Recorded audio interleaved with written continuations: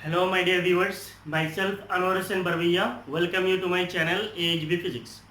So today it will be lecture number 14, and in this lecture we are going to solve the numericals from NCERT examples. So we'll solve example 3.6, 3.7 and 3.8. Example 3.6 is based on electrical circuit, how to solve the symmetric electrical circuit. Example 3.7 and 3.8, these are basically the applications of Kirchhoff's voltage law, that is Kirchhoff's laws in current electricity. So let's start with this problem. A battery of 10 volts, we have a battery जिसका potential difference कितना है 10 volt है, and negligible internal resistance, इसका internal resistance जो है वो negligible है, is connected across the diagonally opposite corners of a cubical network. So what is the shape of network? It is a cubical network consisting of 12 resistors. के अंदर 12 resistors है, each of resistance 1 ohm, हर एक resistor का resistance कितना है 1 ohm है. Determine the current along each edge of the cube. तो इस क्यूब का हर एक एज का करंट कितना होगा वो हमें कैलकुलेट करना है. Now see, if we consider a cubical network like this,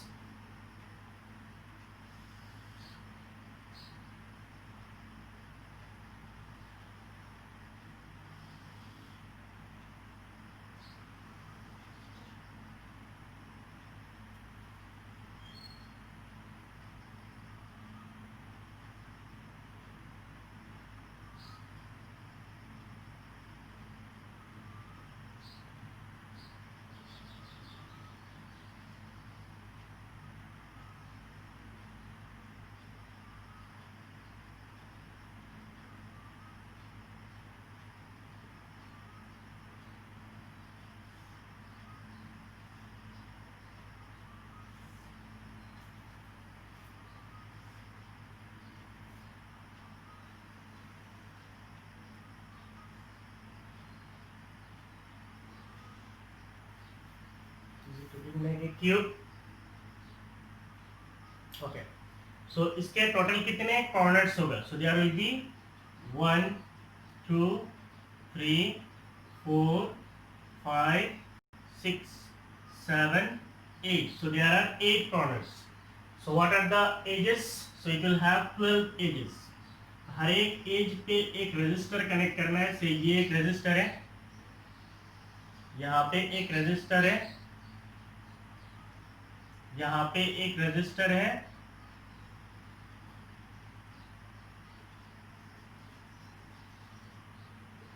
यहाँ पे एक रेजिस्टर है,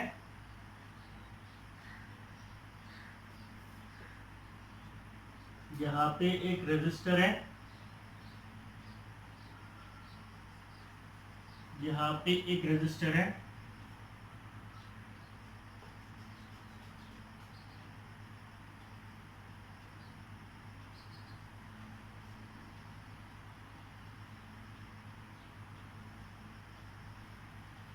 so टोटल कितने रेजिस्टर्स है? There will be 12 resistors, 12 edges, 12 resistors will be there.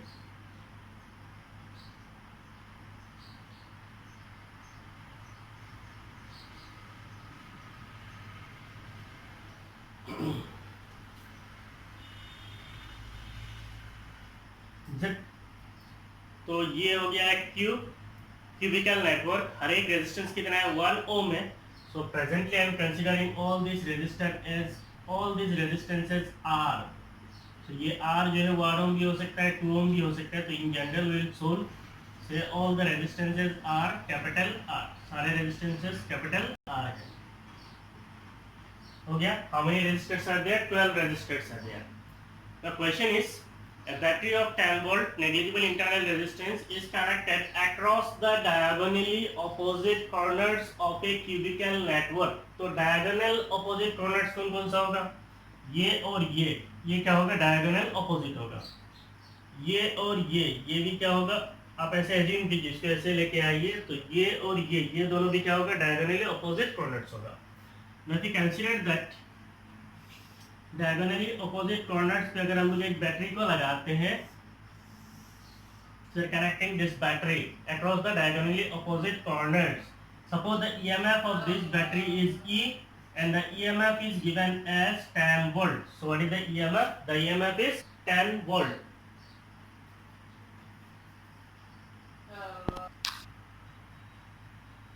So इस cubical network का a battery of 10 volt negligible internal resistance is connected across the diagonally opposite corners. Means ये कोई एक diagonal opposite corner से, मान लीजिए ये एक पॉइंट है और ये पॉइंट है, इनके अक्रॉस में हम लोगों ने एक बैटरी लगाया. That battery is having potential difference कितना है? 10 वोल्ट है. कंसिस्टिंग ऑफ 12 रेजिस्टर्स, के अंदर 12 रेजिस्टर से each of resistance 1 ohm. Determine the current along each edge of the cube. ये जो एजेस है, इन एजेस पे करंट कितना होगा ये आपको कैलकुलेट करना है. तो इसके लिए यहाँ पे हम लोग क्या करेंगे, मान लीजिए ये जो पॉइंट है इनका नाम दे देता हूँ. से दिस पॉइंट इज ए, ये पॉइंट बी है, ये पॉइंट सी है और ये पॉइंट जो है ये डी है. तो इसके उल्टा इस पॉइंट का मैं नाम दे देता हूँ ए डैश. ये डी है तो इसको मैं नाम दे देता हूँ डी डैश. ये बी है, say this point is B dash. ये सी है, say this point is C dash. Now इधर से करंट जब इधर आएगा, इस जगह पे आने के बाद ये ब्रांचेस, ये इसका हम क्या बोलते हैं? Branches. So A dash, A D and A B, ये तीनों ब्रांचेस सिमेट्रिकल है. ये सिमेट्रिकल क्यों है? क्योंकि इधर से देखिए, इधर से करंट जाएगा, जाने के बाद इसको दो रास्ता मिलेगा और दोनों का रेजिस्टेंस सेम है, दैट इज इक्वल है. इधर से करंट इधर जाएगा, जाने के बाद इसको भी दो रास्ता मिलेगा और दोनों का रेजिस्टेंस सेम है. इधर से करंट इधर जाने के बाद फिर इसको दो रास्ता मिलेगा और दोनों का रेजिस्टेंस क्या है? सेम है, आर आर. तो इसका मतलब branch A dash, AD and AB are symmetrical. So how to solve? The branches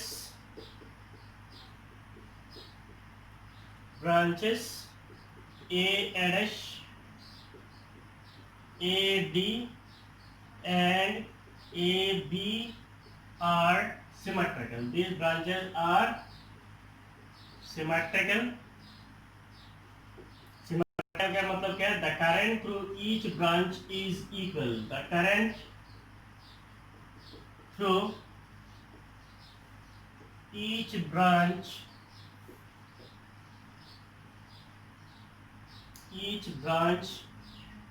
is equal. Means in तीनों ब्रांच के जो करंट होगा वो इक्वल होगा. मान लीजिए इथाइल से इसके अंदर से जो करंट जा रहा है वो आई है, इधर से जो करंट जा रहा है वो भी आई है और इधर से जो करंट जा रहा है ये भी कितना है? आई है. नाउ ये करंट आई जब यहाँ से यहाँ पे जाएगा, इसको फिर सिमेट्रिकली दो रास्ता मिलेगा. एक रास्ता इधर, दूसरा रास्ता इधर. इधर से अगर करंट जाता है I/2, इधर कितना जाएगा? I/2. It will be equally divided क्योंकि इन दोनों का रेजिस्टेंस सेम है, I/2. करंट इधर से आई यहाँ पे आएगा, इस पॉइंट पे आने के बाद फिर करंट को दो रास्ता मिलेगा. इधर से करंट जाएगा से I/2, इधर करंट कितना जाएगा? I/2. क्योंकि ये और ये भी सिमेट्रिकल है. That is BC and D dash are also symmetrical. A dash पे जब करंट आएगा, इसके बाद इसको भी दो रास्ता मिलेगा. इधर से करंट जाएगा से I/2, इधर से भी करंट जाएगा I/2. तो current will be divided as I/2. Now यहाँ पे जब करंट आएगा, इधर यहाँ पे I/2 आया, यहाँ से I/2 आया. अब यहाँ पे आने के बाद इधर से करंट कितना जाएगा? I/2 plus I/2. इधर से करंट जाएगा I. इस पॉइंट पे करंट आएगा I/2. तो इधर से करंट कितना जाएगा? I. इस पॉइंट पे I/2 मिलके इधर से करंट कितना जाएगा? I. Now note C dash में अगर हम लोग देखेंगे I प्लस I तो इधर से करंट कितना आएगा? 3I. इसका मतलब total current given by this battery is से 3I. तो ये बैटरी से टोटल करंट कितना निकल रहा है? 3I. सो हम लोगों ने किरचॉफ्स लॉ को यूज करके और सिमेट्री का प्रिंसिपल को यूज करके करंट का डायरेक्शन दे दिया पूरा सर्किट पे. ठीक है. तो अगर आप अच्छी तरीके से सुनेंगे नहीं, इस फिगर को देख के करंट का डायरेक्शन नहीं दे सकते. ये बहुत जबरदस्त दिख रहा है. ठीक है. So the branches A dash, AD and AB are symmetrical. The current through each branch is equal. हर एक ब्रांच का करंट क्या होगा? इक्वल होगा. Similarly,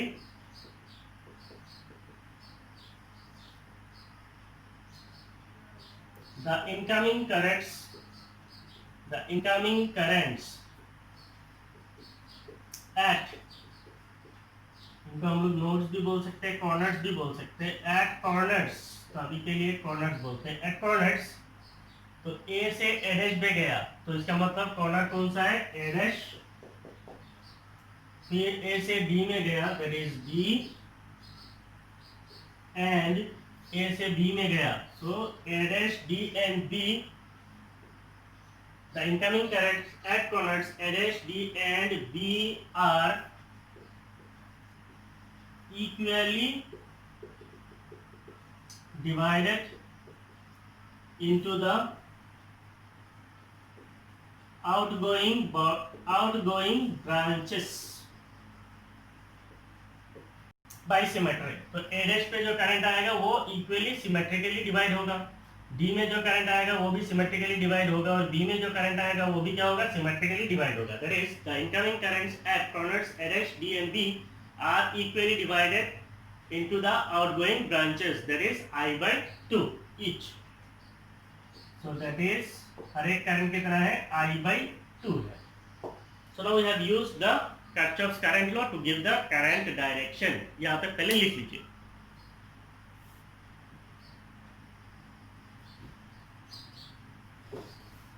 what we are going to find out, we are going to find out the current along each edge of the cube। so हर एक as पे current कितना होगा वो हमें कैलकुलेट करना है।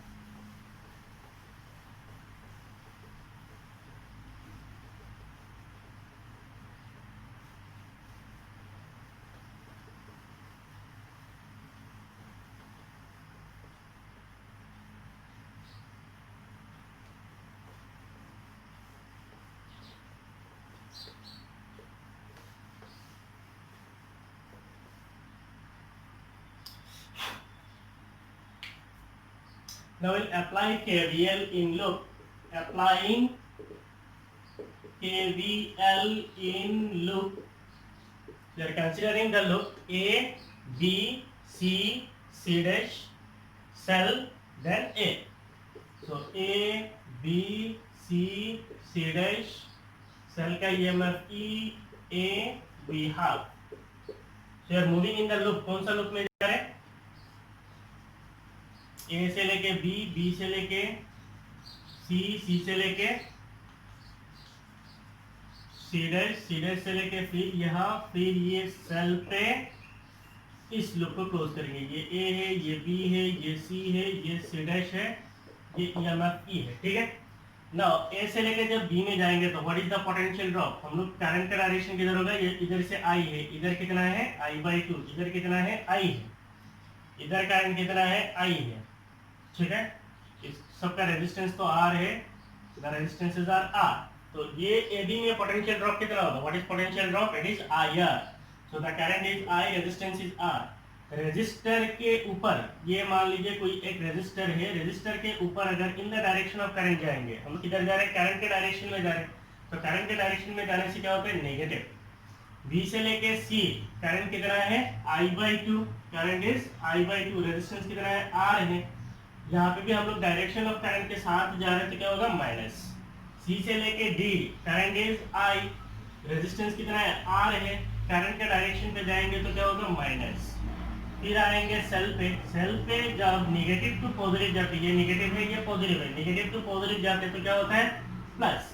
EMF of cell, suppose the EMF of cell is E, so algebraic sum of potential drop must be equal to how much, 0. So this is your KVL equation.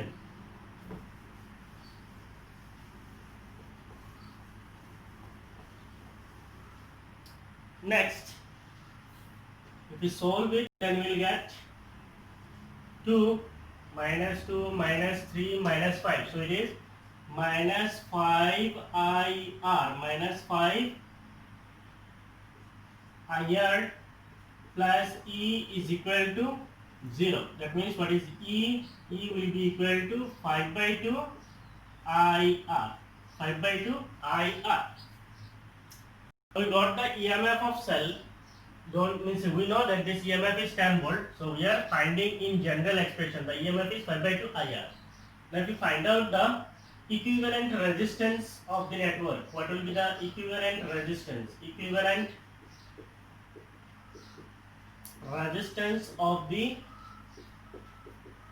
Network. Equivalent resistance कैसे निकालते हैं हम लोग जानते हैं, V equal to क्या है, IR है। So what is R? R is V by I. So what is this V? We are going to find out R equivalent. V will become the EMF of cell divided by total current. इस battery से total current कितना निकल रहा है? Total current is 3I. So you can say that the equivalent resistance is R equivalent will be equal to the EMF of cell divided by the current. What is the total current? It is 3I. What is EMF? हमने expression निकाला, it is 5 by 2 IR divided by current, that is 3I. So the equivalent resistance is 5 by 2 II cancel, so it is R. So the equivalent resistance expression is 5 by 2 R. So this is the expression, not the value. This is the expression, not the value. ठीक है?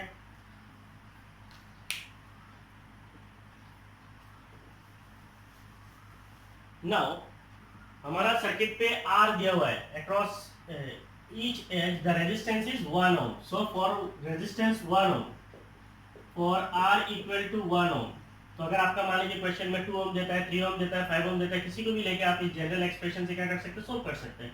So for resistance R equal to 1 ohm, what will be the equivalent resistance? Equivalent resistance will be 5 by 2 ohm. So the equivalent resistance of this circuit is how much? It is 5 by 2 ohm. So what is the current given by the cell? Current delivered by the cell. Current delivered by the cell is, current delivered by the cell हम लोग कैसे निकालते हैं? I equal to क्या होता है?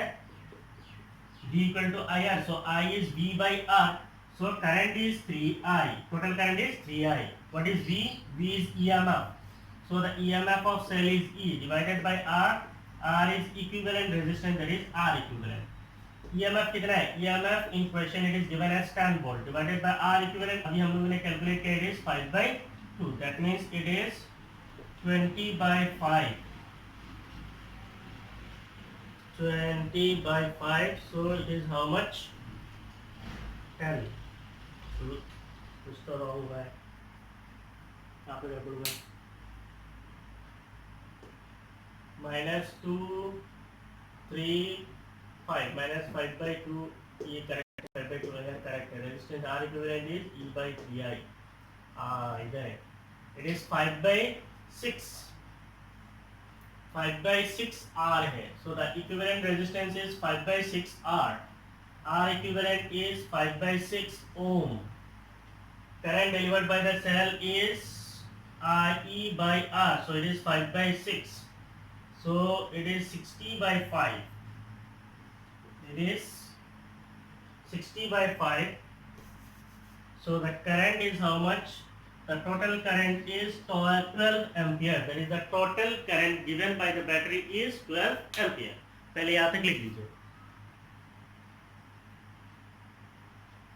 So total current given by the cell is 12 ampere. इसका मतलब I इक्वल टू कितना होगा? Therefore current I will be equal to 4 ampere. Current I कितना है? 4 ampere है. हमें क्वेश्चन में क्या बोला है? Find the current through each edge of the network. हर एक edge का current निकालना है. Now we got the total current. We got the current I. So from this we can calculate the current through each edge. यहाँ पे total कितने edges है? 12 edges है. So current through edges, current through edges, edge A dash, A B, A D, D dash, C dash, C C dash, B dash C. इन सब में current क्या है? आई है. सो एजेस क्या है? A dash, A D, A B, D dash C dash, D dash C dash, B dash C, B dash C dash, और कौन सा है? C C dash, and C C dash is I, which will be equal to how much? 4 ampere. ठीक है? And we have 6 more edges. Current through edges यहाँ से यहाँ पे जाने के बाद 2 डिवाइड होता है, इसका मतलब यहाँ से यहाँ पे जाने से 2 डिवाइड होता है, तो A dash B dash, A dash D dash, A dash B dash, यहाँ पे आने के बाद 2, तो D dash D dash D C, then यहाँ पे आने के बाद B dash B C and B C are I by 2 कितना है, I by 2, so it will be 2 ampere, तो इनका करंट कितना है, 2 ampere. So this is the solution of this example. ठीक है, कॉपी कर लीजिए.